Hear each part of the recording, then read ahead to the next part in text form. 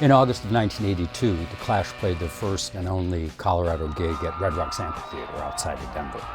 And I had already done some work with the Clash, so I was hanging out with them in the dressing room prior to the show. And Joe Strummer said to me, "We've got a spliff and we want to smoke it, but there's all these cops here and it doesn't seem cool." And I said, "Don't worry about it. It's entirely cool. They're rent-a-cops." And he said, "Rent-a-cops? What's a rent-a-cop?" And I said, "A rent-a-cop, we hire them. They work for the promoter. They're here on our dime. They're not going to bother you. It's cool." And at that point, Mick Jones from the band comes over and says, "Babylon, man, Babylon." And I said, "No, it's entirely cool." And Joe said, "Yeah, but what's the deal with the rent-a-cops?" And I said, "They're just here working. They're not going to bother you." I said, 2 weeks ago, the Grateful Dead were here. And I said, the halls were clogged with smoke. I said, you couldn't see down the hallway. And I said, nobody bothered anyone. It's entirely cool." And at that point, Joe says to me, "Okay, here's the deal.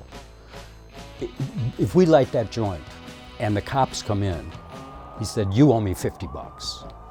And I said, "Fine, but what happens if we light the joint and the cops don't come in?" And he said, "You get to smoke the joint with us."